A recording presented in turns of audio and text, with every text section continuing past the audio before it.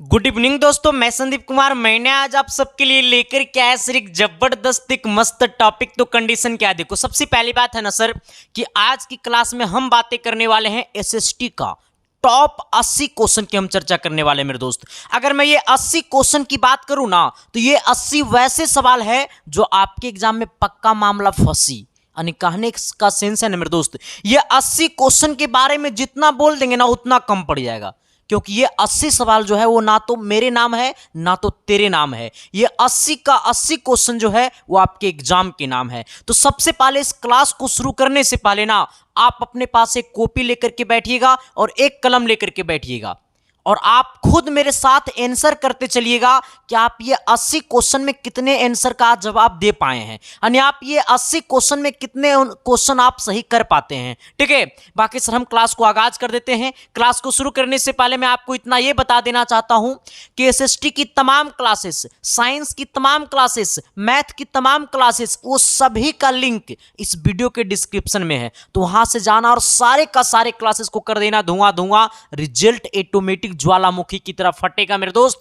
ठीक है, क्योंकि हम सब का मिशन है अब की बार 475 से प्लस। तो क्लास को आगाज करने से पहले सबका कमेंट बॉक्स में कमेंट होनी चाहिए मिशन 475 प्लस यानी 95% प्लस। ठीक है सर, आइएगा आज की क्लास का पहला सवाल क्या कहता है, जरा गौर कीजिएगा। अच्छा, एक बात और है, बहुत सारे बच्चे ये बात बोल रहे होंगे ना कि मास्टर जी ये 80 का 80 सवाल को हम कैसे कॉपी में नोट करेंगे।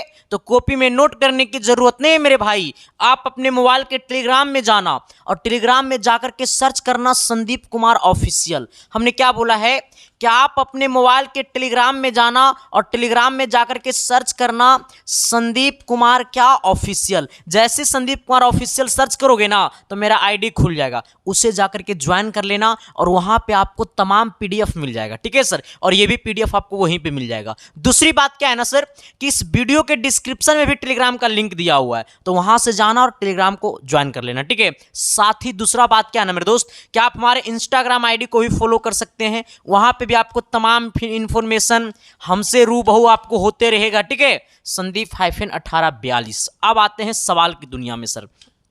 आज की क्लास का पहला सवाल क्या बोलता है, जरा आगाज कर देते हैं। क्वेश्चन कहता है ना कि भाखड़ा नागल परियोजना किस नदी पर अवस्थित है। जैसे बोलेगा ना सर कि भाखड़ा नागल परियोजना किस नदी पर अवस्थित है तो ये जो हमारा होगा वो सतलज नदी पे होगा। और बोलेगा कि ये सतलज नदी जो है वो कहां पे है तो ये सतलज नदी जो है ना वो हमारा पंजाब में है। ठीक है, हमने क्या बोला है कि भाखड़ा नागल परियोजना किस नदी पर अवस्थित है तो ये हमारा सतलज नदी पर अवस्थित है। और ये सतलज नदी कहां है तो ये आपको पंजाब में है। और ये भी कभी कभी पूछेगा कि सबसे बड़ा नदी घाटी परियोजना कौन सा है, हमारा पूछेगा कि सबसे बड़ा बहुउद्देशीय नदी घाटी परियोजना कौन सा है तो सबसे बड़ा बहुउद्देशीय नदी घाटी परियोजना है भाखड़ नागल परियोजना। ठीक है, इस बात को आप नोट कर लीजिएगा सर। सवाल नंबर 2 की तरफ आइएगा। 2 नंबर क्वेश्चन का आता है ना कि पूर्व मध्य रेलवे का मुख्यालय कहां है। हमसे क्या बोला है सर कि पूर्व मध्य रेलवे। क्वेश्चन को ऐसे पकड़ेंगे, देखो। ठीक है, जब बोलेगा पूर्व मध्य रेलवे का मुख्यालय, पूर्व मध्य रेलवे का मुख्यालय जब बोलेगा ना सर तो आपको मारना है हाजीपुर। क्या मारना है, हाजीपुर मारना है। ठीक है, हमने क्या बोला है कि पूर्व मध्य रेलवे हाजीपुर, पूर्व मध्य रेलवे हाजीपुर, पूर्व मध्य रेलवे हाजीपुर, पूर्व मध्य रेलवे हाजीपुर, ऐसे मारना है। ठीक है, आइएगा। अब अगला सवाल क्या कहता है, 3 नंबर क्वेश्चन। 3 नंबर सवाल कहता है ना मेरे दोस्त, पता है क्या कि भारतीय मुद्रा बाजार में किस प्रकार के ऋणों का लेन देन होता है। हमारे भारतीय मुद्रा बाजार में मतलब आज के डेट में जो बाजार होता है ना सर, भारतीय मुद्रा बाजार मतलब पैसों का जो बाजार होता है उसमें किस प्रकार का लेन देन होता है। मतलब आपातकाल लेन देन होता है।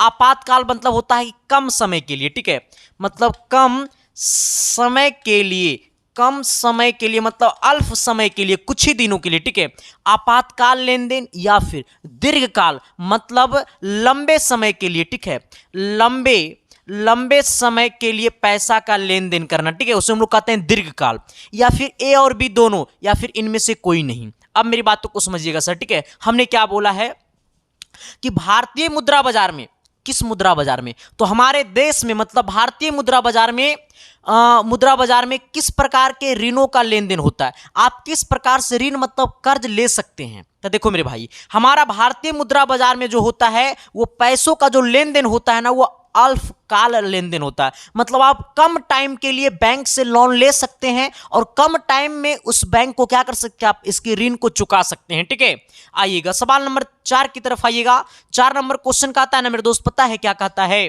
कि भारत में सबसे पहले रेलगाड़ी किन स्टेशनों के बीच चली थी?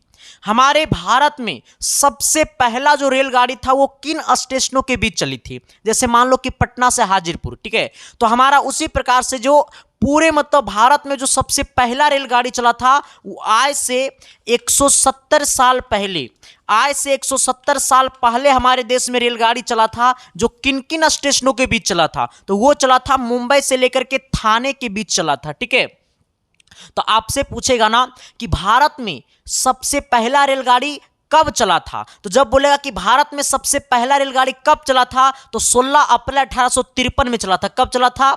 16 अप्रैल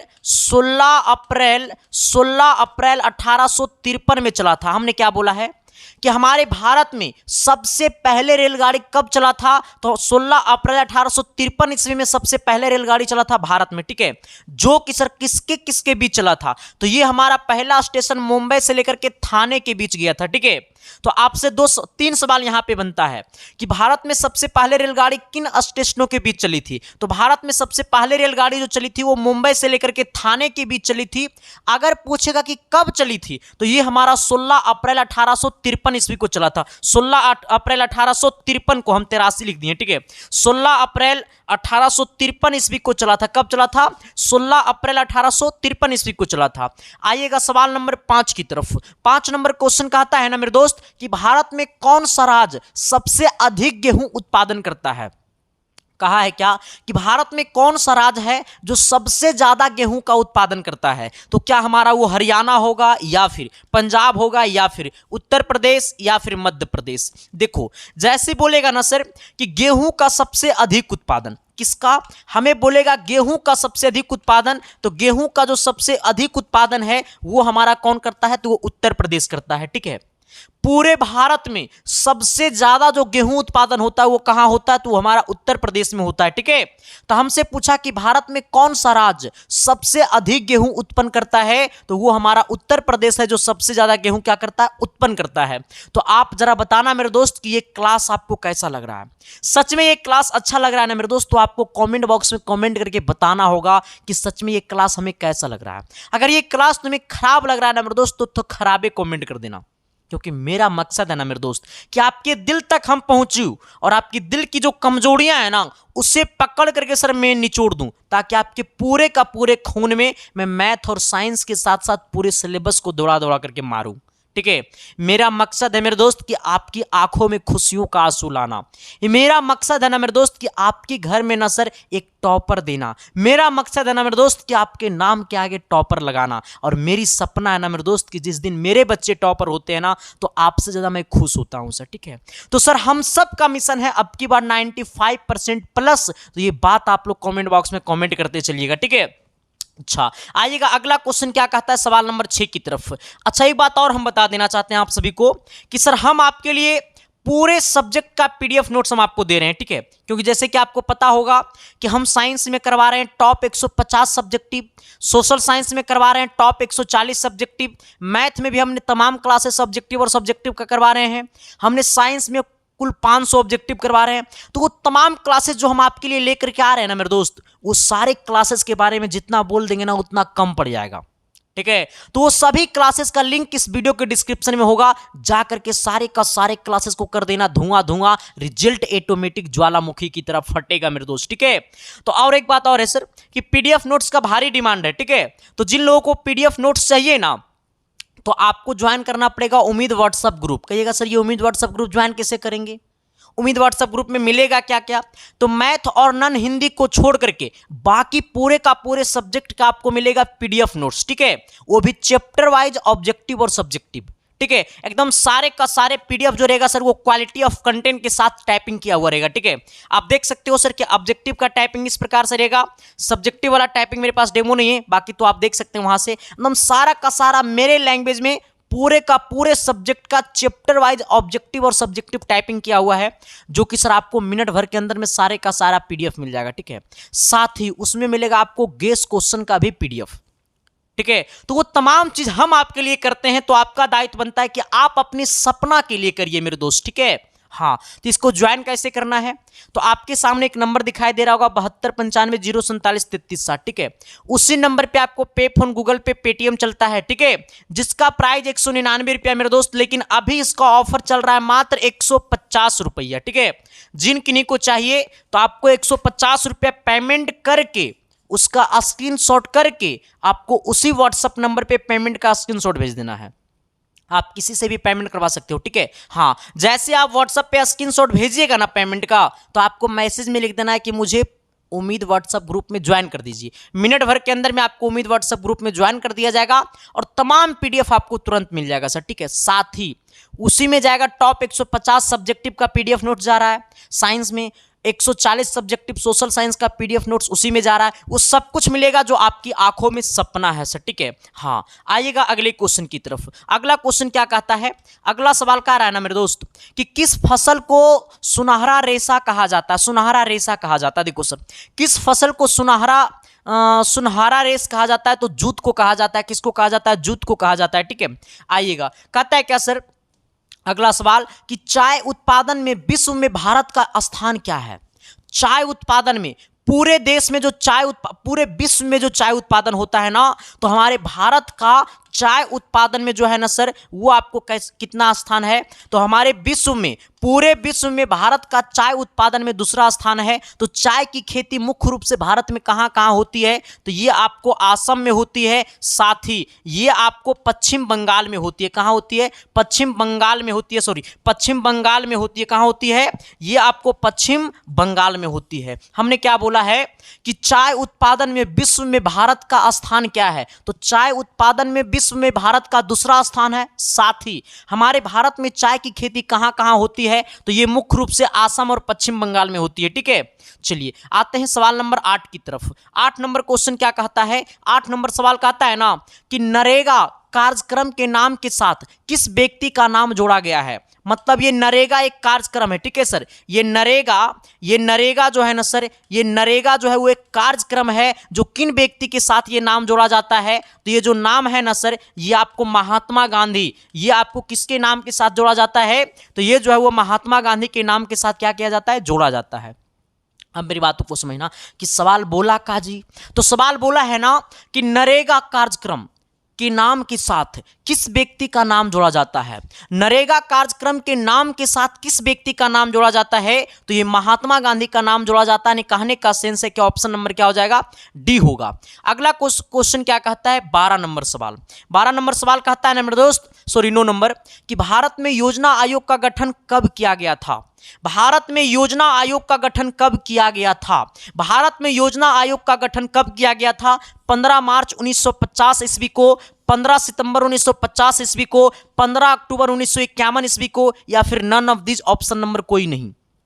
क्या होगा, देखो सर, जैसे ही बोलेगा कि भारत में योजना आयोग, क्या बोलेगा सर, योजना आयोग, भारत में योजना आयोग, भारत में योजना आयोग का गठन, भारत में योजना आयोग का जो गठन किया गया था वो हमें 15 मार्च 1950 ईस्वी को किया गया था। हमने क्या बोला है कि भारत में योजना आयोग का जो गठन किया गया था वो कब किया गया था, 15 मार्च 1950 ईस्वी को किया गया था। यानी कहने का सेंस है कि ऑप्शन नंबर क्या होगा, तो ऑप्शन नंबर ए होगा। अगला कहता है प्लास्टिक मुद्रा क्या है सर।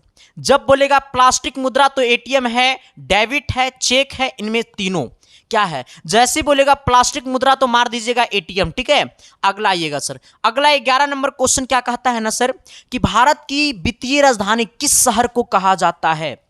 ये सवाल तो हर कोई बताएगा सर, और जो लोग ये सवाल को नहीं बताएगा ना, तो समझ लो कि तुम्हारा शादी में भी दिक्कत है। जब आप इतना इजी क्वेश्चन को नहीं बता पाओगे सर, तो समझ रहा है ना रे कि तुम में कितना बड़ा कमजोरी है। हाँ, ठीक है, बोलेगा कि भारत का वित्तीय राजधानी किसे कहा जाता है, तो ये मुंबई को कहा जाता है। ठीक है, आइएगा अगला क्वेश्चन 12 नंबर सवाल की तरफ आइएगा। कहता है क्या कि उपभोक्ता अधिकार दिवस कब मनाया जाता है।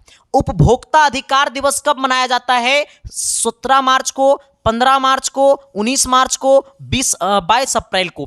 जैसे बोलेगा सर कि उपभोक्ता अधिकार दिवस, क्या बोलेगा, उपभोक्ता अधिकार दिवस कब मनाया जाता है, तो ये जो हमारा है ना वो 15 मार्च को मनाया जाता है, यानी कहने का सेंस हो जाएगा ऑप्शन नंबर बी। अगला क्वेश्चन की तरफ आइएगा, 13 नंबर सवाल। 13 नंबर सवाल में थोड़ा बहुत करेगा फेरा, लेकिन हम पेशेंस बना करके सवाल को क्या कर देंगे, लपेट देंगे सर, ठीक है। हाँ, अरे सख्त ऐसा बनो ना कि सवाल तुमसे डरे, तुम सवाल से ना डरो, ऐसे इंसान बनो मेरे दोस्त। और ये बनना कोई बड़ी बात नहीं है सर, खुद के ऊपर इतनी मेहनत कर दो ना मेरे दोस्त कि दुनिया आपसे डरे, आप दुनिया से नहीं डरो।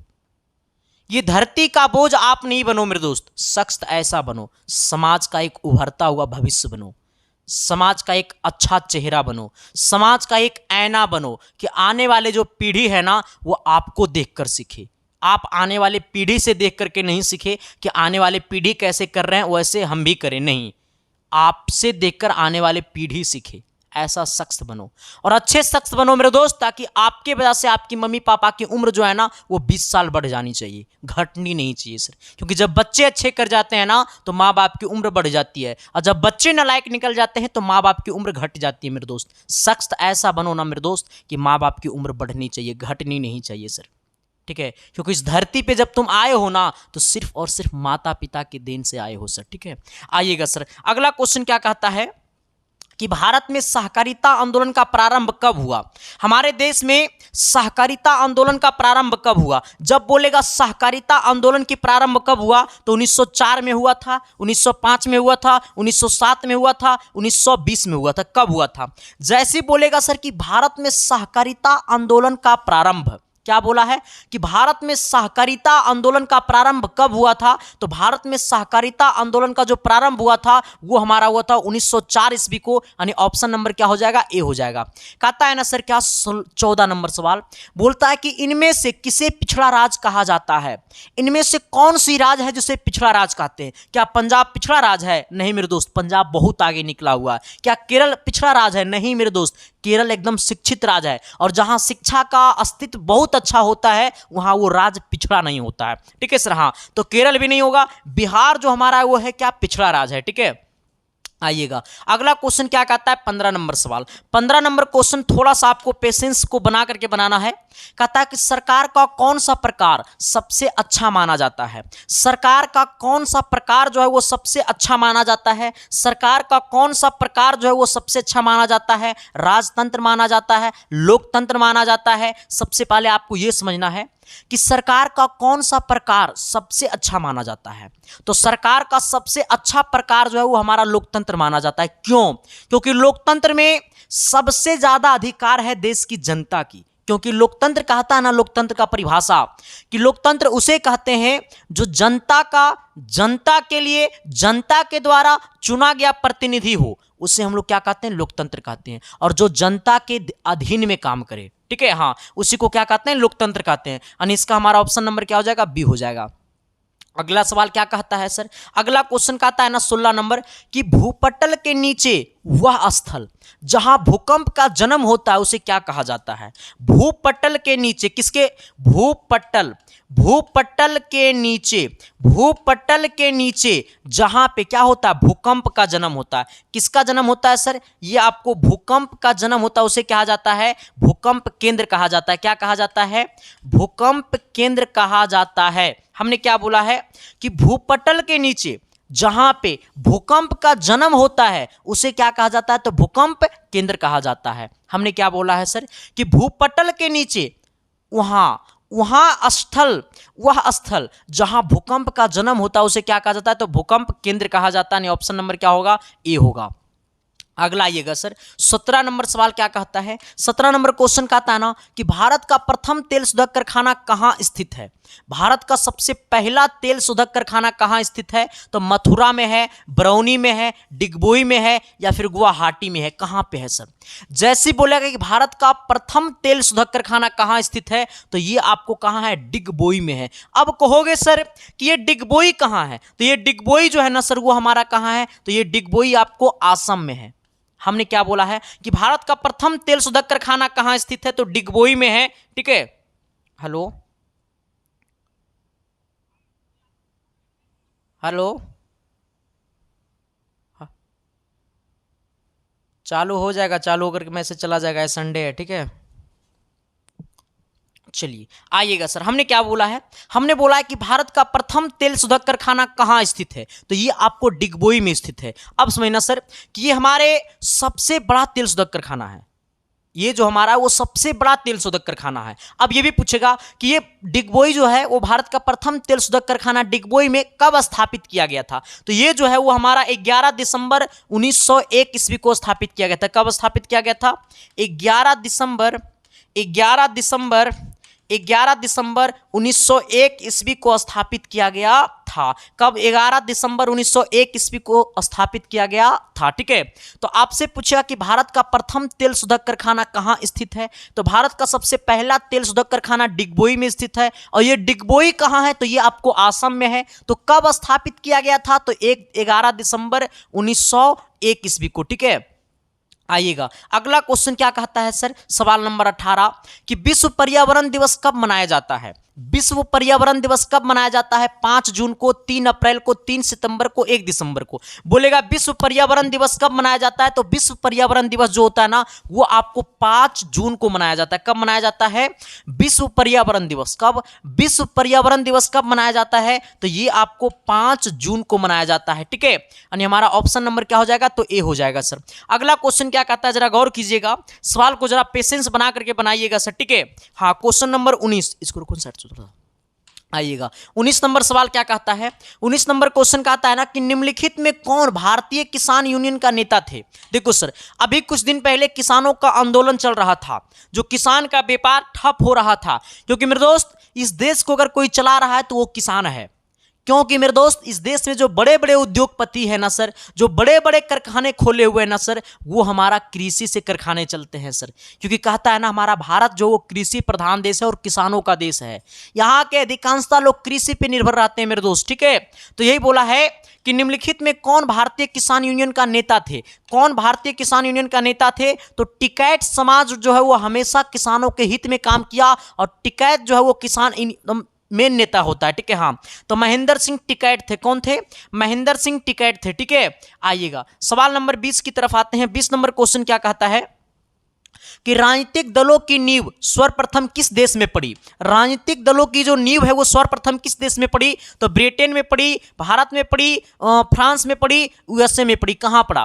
भारत मतलब राजनीतिक दलों की नींव, मतलब सबसे पहले राजनीतिक दलों की जो नींव है ना सर, राजनीतिक दलों की जो नींव है वो सबसे पहले कहां पड़ी, तो राजनीतिक दलों की जो नींव है वो सबसे पहले आपको ब्रिटेन में पड़ा। कहां पड़ा? तो ब्रिटेन में पड़ा। नहीं, ऑप्शन नंबर क्या हो जाएगा? ए हो जाएगा। ना कि भारत में, ना कि फ्रांस में, ना कि यूएसए में, ठीक है। तो आपसे पूछेगा कि राजनीतिक दलों की नींव सर्वप्रथम किस देश में पड़ी, तो वो आपको ब्रिटेन में पड़ी। अगला बोलता है 21 नंबर सवाल, क्या 21 नंबर क्वेश्चन बोलता है ना मेरे दोस्त, जरा सवाल को पेशेंस बना करके बनाइएगा। कहता है कि किसके फैसले में व्यक्तिगत पूर्वग्रहों की अधिकता रहती है, मतलब अधिकतम रहती है, ठीक है सर। हाँ, हमें क्या बोला है सर, हमें बोला है ना कहता है क्या कि किसके फैसलों में व्यक्तिगत पूर्वग्रहों की अधिकतम रहती है, तो वो आपको गैर लोकतांत्रिक हो जाएगा। क्या हो जाएगा? गैर लोकतांत्रिक हो जाएगा, ठीक है। अगला कहता है कि भारत में सर्वोच्च न्यायालय के मुख्य न्यायाधीश की नियुक्ति कौन करता है।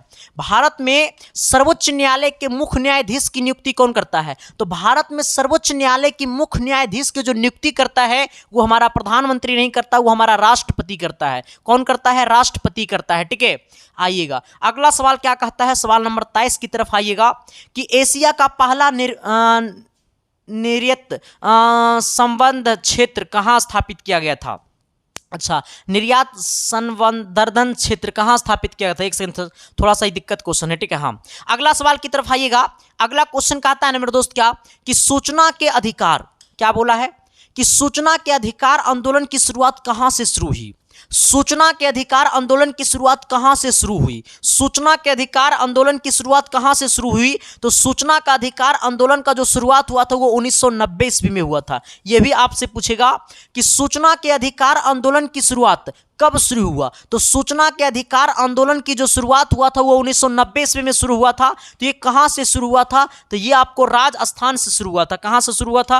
राजस्थान से शुरू हुआ था। कहां से शुरू हुआ था, तो ये आपको राजस्थान से शुरू हुआ था, ठीक है। हाँ, ये भी पूछेगा कि सूचना के अधिकार आंदोलन की शुरुआत कहां से शुरू हुई, तो ये आपको राजस्थान से शुरू हुआ, ना कि दिल्ली से, ना कि तमिलनाडु से, ना तो बिहार से। ठीक है, अगला सवाल की तरफ आइएगा। क्वेश्चन नंबर क्या बोलता है 25, सवाल नंबर क्या बोलता है 25 कि बिहार के किस जिले का प्रति व्यक्ति आय सर्वाधिक है। आप क्वेश्चन नंबर एक बार 25 को जल्दी से जल्दी कमेंट बॉक्स में कमेंट करके बता दो। आप इस वीडियो को कभी भी क्यों नहीं देख रहे हो, आपको ये बात कमेंट बॉक्स में कमेंट करना पड़ेगा कि बिहार के किस जिले का प्रति व्यक्ति आय सबसे अधिक है। पटना का है, गया का है, शिवहर का या नालंदा का है। आप इसका 25 नंबर का क्वेश्चन का आंसर आप कमेंट बॉक्स में जरूर दीजिएगा मेरे दोस्त, क्योंकि आपको है खुद पे भरोसा।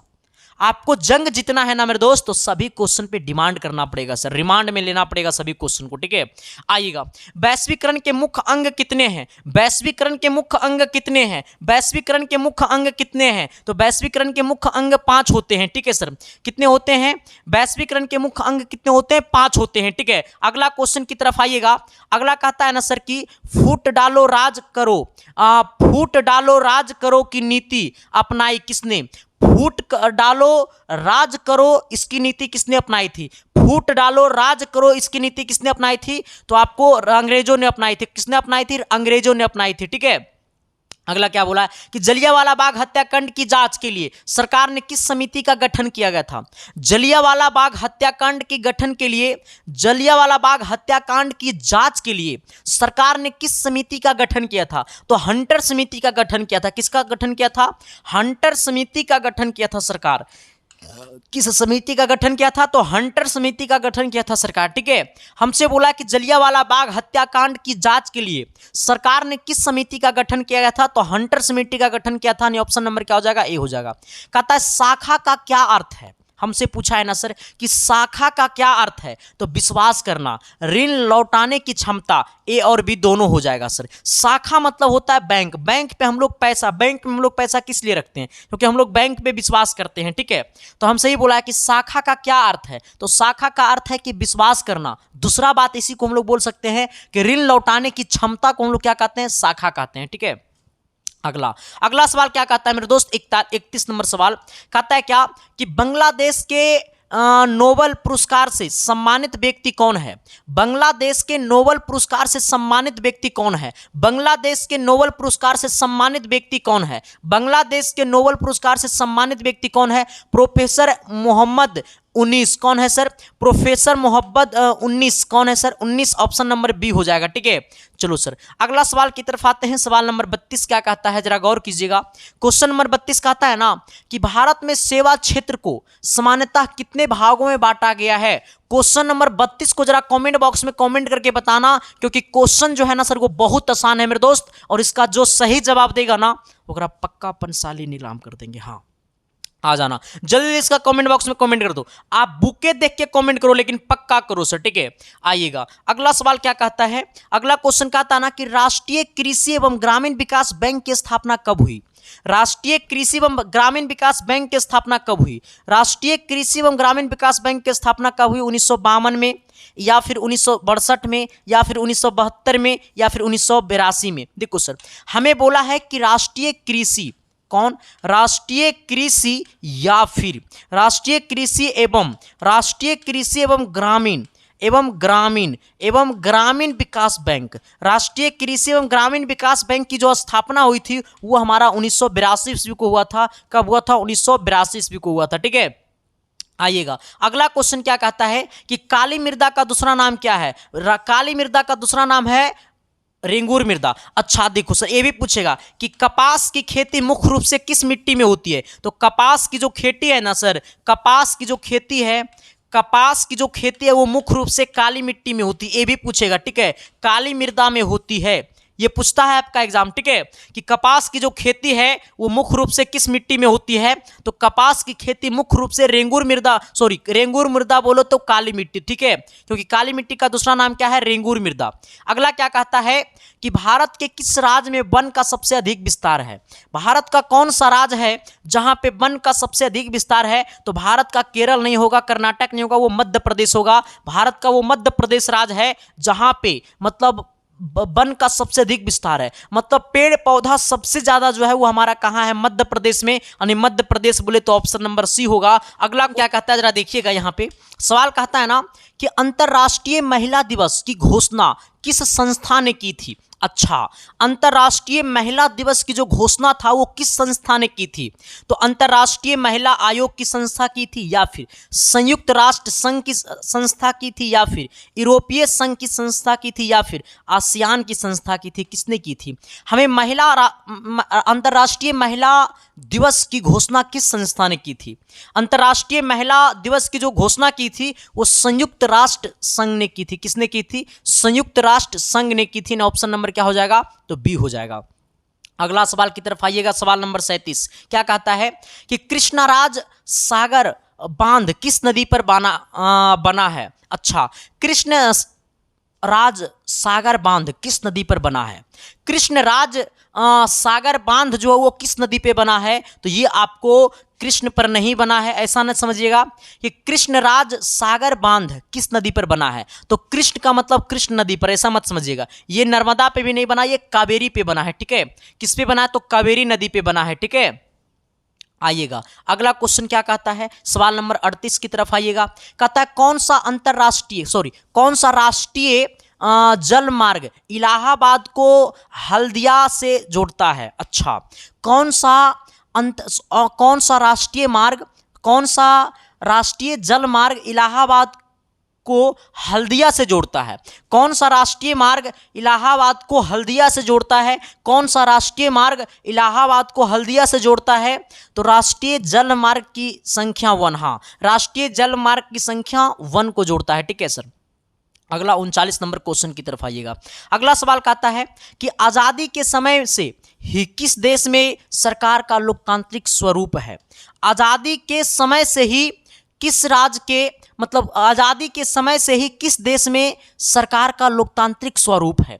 किस देश में मतलब सरकार का लोकतांत्रिक स्वरूप है, तो जब बोलेगा ना सर, तो ये आपको हमेशा क्या रखना याद, तो ये हमारा हमेशा याद रखना है भारत। क्या याद रखना है सर, हमेशा भारत याद रखना है, ठीक है। हाँ, हमने क्या बोला है कि आजादी के समय से ही किस देश में सरकार का लोकतांत्रिक स्वरूप है, तो सरकार का जो लोकतांत्रिक स्वरूप है वो कहाँ है हमारा, तो भारत में है, ठीक है। अगला आइएगा, अगला क्वेश्चन क्या कहता है, 40 नंबर सवाल की तरफ जरा आइएगा। कहता है कि सबसे पहली भूमिगत रेल कब बनी। सबसे पहली भूमिगत रेल कब बनी, सबसे पहली भूमिगत रेल कब बनी, 1863 ईस्वी में, 1864 ईस्वी में, 1865 ईस्वी में, 1866 ईस्वी में। हमें बोला है कि सबसे पहली भूमिगत रेल कब बनी, तो 1863 ईस्वी में बना, नहीं ऑप्शन नंबर ए हो जाएगा, ठीक है। अगला कहता है कि कागज का आविष्कार किस देश में हुआ था। कागज का आविष्कार किस देश में हुआ था, चीन में, जापान में, जर्मनी में, रूस में, कहाँ, रोम में, कहाँ हुआ था। तो जैसे ही बोलेगा कि कागज का आविष्कार किस देश में हुआ था, तो ये हमारा जापान में हुआ था, ठीक है। हमसे बोला कि कागज का आविष्कार कहाँ हुआ था, तो ये हमारा जापान में हुआ था। नहीं, कहने का सेंस है ऑप्शन नंबर कहाँ हो जाएगा, तो बी में हो जाएगा, ठीक है। जापान में, यानी कहाँ, ऑप्शन नंबर आपको बी हो जाएगा, ठीक है। अगला क्वेश्चन की तरफ आइएगा, इसको रखिए ना। आइएगा अगला सवाल क्या कहता है कि नेपोलियन संहिता किस वर्ष लागू की गई थी। नेपोलियन संहिता किस वर्ष लागू की गई थी, 1789 ईस्वी में, 1791 ईस्वी में, 1801 ईस्वी में, 1804 ईस्वी में। हमें बोला है कि नेपोलियन संहिता किस वर्ष लागू की गई थी। जैसे ही बोलेगा सर नेपोलियन संहिता, नेपोलियन संहिता किस वर्ष लागू की गई थी, तो ये 1804 ईस्वी को लागू किया गया था, यानी ऑप्शन नंबर क्या हो जाएगा, तो डी हो जाएगा। अगले सवाल की तरफ आइएगा, सवाल नंबर कितना, तो 43 की तरफ। 43 नंबर क्वेश्चन का आता है ना कि भारत में सबसे बड़ा लौह अयस्क उत्पादक राज्य कौन सा है। भारत का सबसे बड़ा लौह उत्पादक राज्य कौन सा है, तो वो आपको होगा कर्नाटक, या फिर झारखंड, या फिर गोवा, या फिर उड़ीसा। देखो सर, हमें जैसा ही बोलेगा लोहा का सबसे बड़ा उत्पादक राज्य कौन है, तो लोहा का जो सबसे बड़ा उत्पादक राज्य है, लोहा का जो सबसे बड़ा उत्पादक राज्य है वो हमारा क्या है, कर्नाटक है, ठीक है। तो हमसे बोला है कि भारत में सबसे बड़ा लौह अयस्क उत्पादक राज्य कौन सा है, तो भारत में सबसे बड़ा लौह अयस्क उत्पादक राज्य जो है वो हमारा क्या है, तो कर्नाटक है, यानी ऑप्शन नंबर क्या हो जाएगा, ए हो जाएगा। आइएगा सर, अगला क्वेश्चन क्या बोलता है, सवाल नंबर 44 कहता है कपास उत्पादन के लिए उपयुक्त मिट्टी कौन सी सही होती है। अभी जस्ट हमने आपको पढ़ाया है, आपको याद होनी चाहिए, अभी जस्ट हमने आपको पढ़ाया है कि कपास के उत्पादन के लिए सबसे बेहतरीन जो मिट्टी होती है वो हमारा कौन सा मृदा होता है, तो ये आपको काली मृदा होता है। यानी कहने का सेंस है कि कपास उत्पादन के लिए उपयुक्त मिट्टी कौन सी सही है, तो वो आपको होगा काली मिट्टी। ठीक है, अब ये आपको बताना पड़ेगा सर कि कपास की खेती किस राज्य में सबसे ज्यादा होती है। हमने क्या बोला है कि कपास उत्पादन के लिए उपयुक्त मिट्टी कौन सी है, तो कपास उत्पादन के लिए सबसे बेहतरीन मिट्टी जो है वो काली मिट्टी है। अब आपको यह बताना पड़ेगा कि कपास की खेती सबसे ज्यादा किस राज्य में होती है। ठीक है, जरा कमेंट बॉक्स में कमेंट कर देना सर। अगले सवाल की तरफ आइएगा, सवाल नंबर कितना, 45 नंबर क्वेश्चन क्या कहता है कि बॉक्साइट का उपयोग किस उद्योग में होता है। अच्छा, बॉक्साइट का जो उपयोग है वो किस उद्योग में होता है। जैसे बोलेगा बॉक्साइट, ये भी पूछा जाता है कि एल्युमिनियम का एक्स क्या है, तो बॉक्साइट। तो बॉक्साइट का जो उपयोग होता है ना, बॉक्साइट का जो उपयोग होता है ना, वो आपको एल्युमिनियम के उद्योग में होता है। किस उद्योग में होता है, तो बॉक्साइट का उपयोग आपको एल्युमिनियम उद्योग में होता है। यानी ऑप्शन नंबर क्या हो जाएगा, डी हो जाएगा। कहता है क्षेत्रवाद की भावना का दुष्परिणाम होता है क्या। क्षेत्रवाद की भावना का दुष्परिणाम क्या होता है। राष्ट्रीय एकता, अपने क्षेत्र के प्रति विशेष अभिरुचि, या फिर अलगवाद, या फिर विधि का शासन, क्या होता है।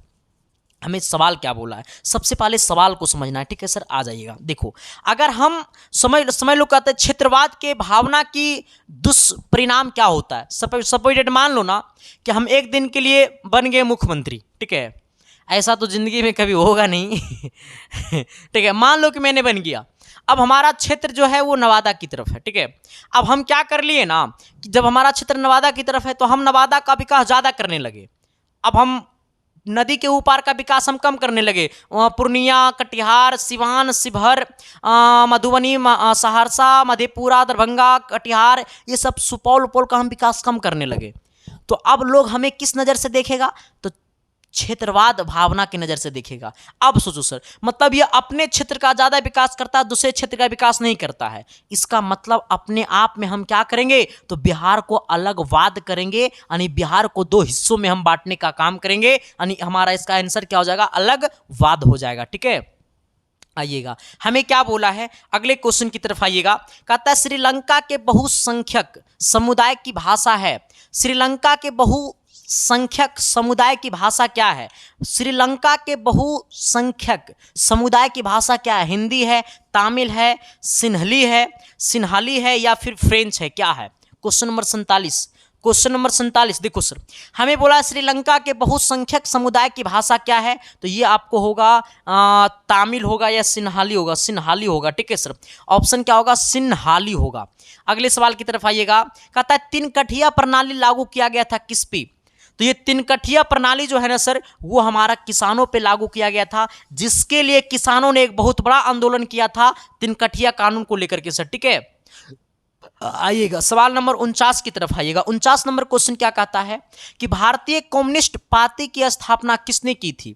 भारतीय कम्युनिस्ट पार्टी की स्थापना किसने की थी। हमें पूछा है कि भारतीय कम्युनिस्ट पार्टी की स्थापना किसने की थी। भारतीय कम्युनिस्ट पार्टी की स्थापना किसने की थी, MN राय ने की थी, PN राय ने की थी, PC राय ने की थी, या फिर AK सेना ने किया था। किसने किया था भारतीय कम्युनिस्ट पार्टी की स्थापना। अब तो थोड़ा सा भारतीय कम्युनिस्ट पार्टी की वर्चस्व खत्म हो गया है, लेकिन एक टाइम भारतीय कम्युनिस्ट पार्टी जो है ना वो राज किया था। ठीक है, तो हमें बोला है कि भारतीय कम्युनिस्ट पार्टी की स्थापना किसने की थी, तो MN राय ने किया था। किसने किया था, MN राय ने किया था। ऑप्शन नंबर क्या हो जाएगा, ए हो जाएगा।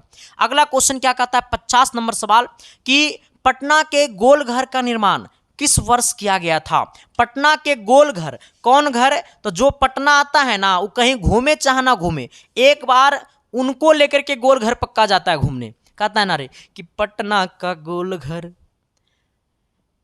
फेमस बा। ठीक है, हाँ, एकरा में कोई शक नहीं खे। लेकिन आज हम पटना में इतना दिन रह गए हैं, आज तक हम गोल घर कभी गए नहीं किए, ना तो गोल घर, ना ही चिड़ियाघर। ये सब चीज़ जो है ना, आज तक हम पटना में कभी घूमे नहीं किए। ठीक है, बट चलो, काम से फुर्सत नहीं मिलता। इसको कमेंट कर देना।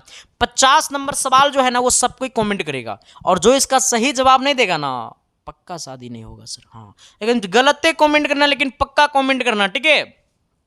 चलिए आते हैं सवाल नंबर कितना 51 की तरफ। 51 नंबर क्वेश्चन क्या कहता है सर?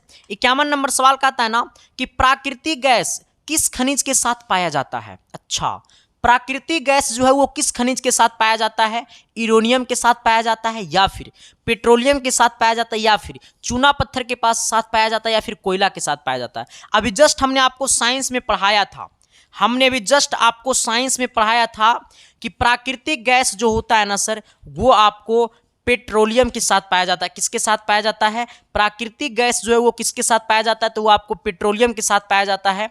तो हमसे यही पूछा है कि प्राकृतिक गैस, कौन गैस? तो प्राकृतिक गैस किस खनिज के साथ पाया जाता है? तो प्राकृतिक गैस जो है वो आपको पेट्रोलियम के साथ पाया जाता है। ऑप्शन नंबर क्या हो जाएगा? बी हो जाएगा। आइएगा सवाल नंबर 52 की तरफ आइएगा। 52 नंबर क्वेश्चन क्या कहता है कि भारत की अर्थव्यवस्था का मुख्य आधार क्या है? भारत की अर्थव्यवस्था का मुख्य आधार क्या है? कृषि है, उद्योग है, खनिज उत्पादन है, या फिर अंतर्राष्ट्रीय व्यापार है? देखो सर, ये उद्योग तभी चलेगा जब कृषि होगा। इसका मतलब कि ऑप्शन नंबर बी तो ऐसा ही कट गया। खनिज उत्पादन तभी होगा, ऐसा कहाँ खनिज उत्पादन होता है? अंतर्राष्ट्रीय व्यापार कई गो करने वाला है मेरे दोस्त, ठीक है। तो हमसे पूछा है ना कि भारत की अर्थव्यवस्था मुख्य आधार क्या है? तो भारत की अर्थव्यवस्था का जो मुख्य आधार है वो हमारा क्या है? कृषि है। अगर कृषि नहीं होगा ना मेरे दोस्त, खेती नहीं होगा ना मेरे दोस्त, तो बड़े बड़े उद्योगपति बैठ जाएंगे घर में, और जब बड़े बड़े उद्योगपति घर बैठ जाएंगे तो देश हमारा आगे कैसे बढ़ेगा, ठीक है। तो इसका जो मेन न्यू है वो हमारा क्या है? किसान है। अगला क्या कहता है ना मेरे दोस्त, सवाल नंबर कितना 53 की तरफ आइएगा। 53 नंबर क्वेश्चन कहता है ना कि सिंदरी कहाँ स्थित है? ये सिंदरी जो है ना वो कहाँ स्थित है? 53 नंबर सवाल कहता है सिंदरी कहाँ स्थित है? पश्चिम बंगाल में, झारखंड में, छत्तीसगढ़ में, या उड़ीसा में? बोलेगा सिंदरी कहाँ स्थित है, तो ये जो हमारा है ना वो पश्चिम बंगाल में है। यानी कहने का सेंस है कि ऑप्शन नंबर क्या हो जाएगा? तो वो आपको ए हो जाएगा, ठीक है। आइएगा अगला 54 नंबर सवाल की तरफ आइएगा। क्या कहता है कि असहयोग आंदोलन का प्रस्ताव कांग्रेस के किस अधिवेशन में पारित हुआ था? असहयोग आंदोलन का प्रस्ताव कांग्रेस के किस अधिवेशन में पारित हुआ था? जैसे बोलेगा सर कि असहयोग आंदोलन की प्रस्ताव कांग्रेस के किस अधिवेशन में पारित हुआ था, तो ये सितंबर महीना के 1920 ईस्वी में हुआ था। कब हुआ था? सितंबर 1920 में हुआ था। सितंबर 1920 में हुआ था, यानी सितंबर 1920 कलकत्ता में हुआ था, ठीक है सर। कहाँ हुआ था? सितंबर 1920 कलकत्ता में हुआ था। इस क्वेश्चन को नोट कर लेना, सवाल बहुत हैवी है सर। हाँ, ये सवाल के बारे में जितना बोल देंगे ना उतना कम पड़ जाएगा, क्योंकि कहता है ना मेरे दोस्त कि तुझे देख कर जीता हूं मैं। हाँ बस हो गया, एक ज़्यादा हमारा ये भी नहीं करता है। कहता असहयोग आंदोलन का प्रस्ताव कांग्रेस के किस अधिवेशन में पारित हुआ था? तो सितंबर 1920 में कलकत्ता में पारित हुआ था, ठीक है सर। एकदम सुपर फास्ट एक्सप्रेस की तरह चलना है सर, ठीक है। कहता है समाजवादियों की बाइबिल किसे कहा जाता है? समाजवादियों की बाइबिल किसे कहा जाता है? हमें क्या बोला है कि समाजवादियों की बाइबिल किसे कहा जाता है? दास कैपिटल को कहा जाता है। किसको कहा जाता है? दास कैपिटल को कहा जाता है, ठीक है। हमसे बोला क्या है कि समाजवादियों की बाइबिल किसे कहा जाता है? तो दास कैपिटल को कहा जाता है। ऑप्शन नंबर क्या हो जाएगा? ए हो जाएगा।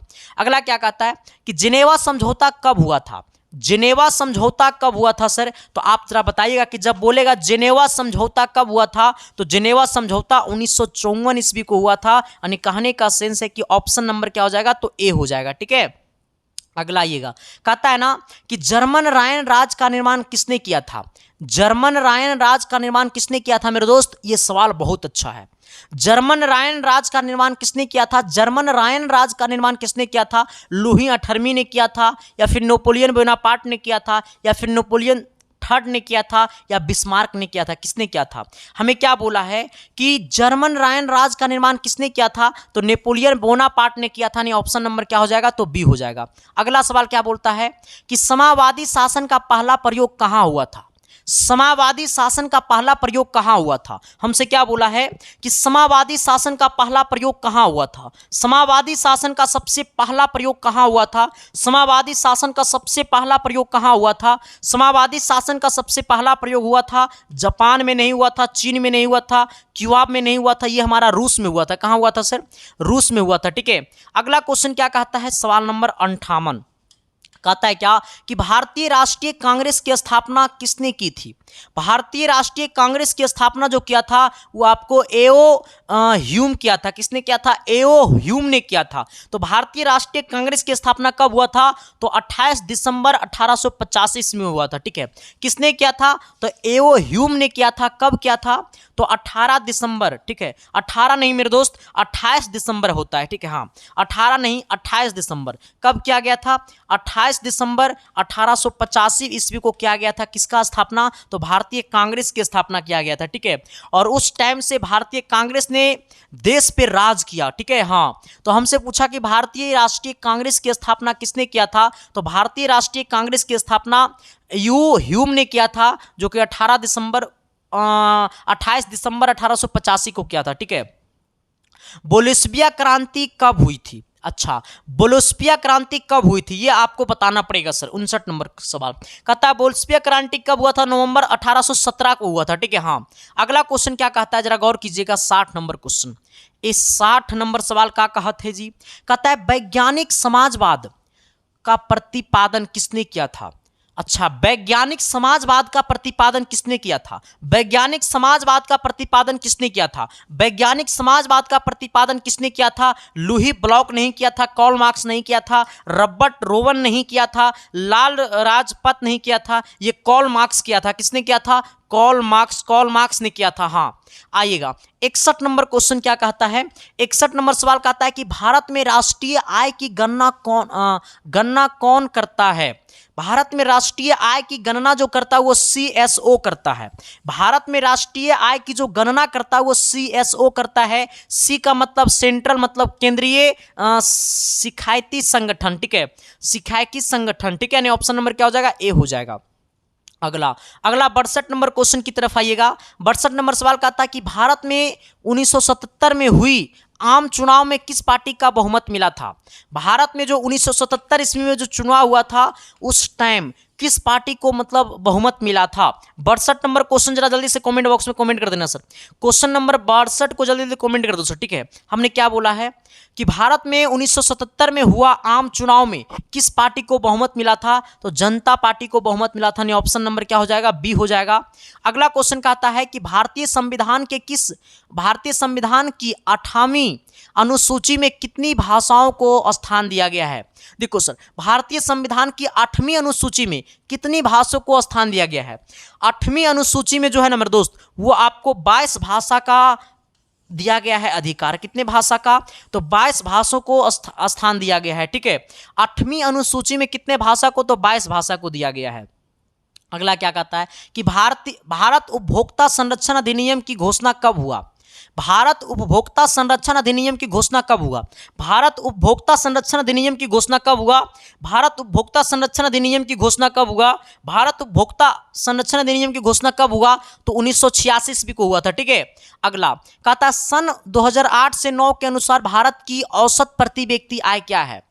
तो ये आपको 25,494 मार देना। ठीक है, 25,494 मारना। ठीक है, आइएगा कहता है आधुनिक युग की प्रगति का श्रेय मुद्रा को ही है, यह कथन किसने दिया था? मतलब यह कथन है किसका? तो मार्क्स का या फिर कोमरेन का या फिर ट्रॉस्कॉट का या फिर आपको फ्राउटर का, किसका है सर? ये 66 नंबर क्वेश्चन को जल्दी से जल्दी कमेंट करना। तो ये मार्क्सर का होगा। ठीक है, हाँ अगला कहता है एटीएम के द्वारा पैसे निकालना जमा किया जा सकते हैं कितने घंटा तक? एटीएम का मतलब होता है 24 आवर चालू, मतलब 24 घंटा आप पैसा को निकाल सकते हैं, जमा कर सकते हैं एटीएम के माध्यम से। ठीक है, हाँ अकाउंट सोर्सिंग का सर्व प्रमुख क्षेत्र है क्या? आपको इसको कमेंट बॉक्स में कमेंट करना पड़ेगा। 68 नंबर क्वेश्चन सर बहुत अच्छा है। ठीक है, ये भारत को कहा जाता है। ठीक है, अगला ये कहता है सोपानिक कृषि किस राज्य में प्रचलित है? जब बोलेगा सोपानिक कृषि कहाँ प्रचलित है तो ये आपको उत्तराखंड में, यानी ऑप्शन नंबर बी हो जाएगा। कहता है रूस की बोल्शेविक क्रांति का नेतृत्व किसने किया था? रूस के बोल्शेविक क्रांति का नेतृत्व किसने किया था? तो रूस के बोल्शेविक क्रांति का नेतृत्व लेनिन ने किया था। अगला पूछेगा कि सूचना के अधिकार संबंधित कानून कब बना? तो सूचना का अधिकार संबंधित कानून 2005 ईस्वी में बना। ये हमारा आज तक का क्लास अंतिम है। आप जरा बताना सर कि ये 70 क्वेश्चन में कितने बच्चों का 60 सही रहा, कितने बच्चों का 60 प्लस सही रहा, कितने बच्चों का 60 से नीचे सही रहा, मतलब कितना कितना आपका सही रहा। आप ये बात कमेंट बॉक्स में कमेंट कर देना और जरा ये बताना सर कि ये क्लास आपको कैसा लगा। सच में ये क्लास अच्छा लगा ना मेरे दोस्त, तो अपने अपने दोस्तों के पास शेयर कर देना। चैनल पे नए हो तो चैनल को सब्सक्राइब कर देना, क्योंकि इस परिवार आपका है और इस परिवार को जितना आगे लेकर के जाओगे ये आपकी खुशी होगा मेरे दोस्त, क्योंकि मेरा मकसद है ना कि आपकी आंखों में खुशियों का आंसू लाना। ठीक है, बाकी हम मिलते हैं शाम को 6 बजे, सुबह को 7 बजे आपको एक बेहतरीन क्लास के साथ। बाकी देखते रहना इसकी साइंस क्लासेस। वीडियो कैसा लगा जरा कमेंट बॉक्स में कमेंट करके बता देना। चैनल पे नए हो तो चैनल को सब्सक्राइब कर देना। बाकी थैंक यू, लव यू।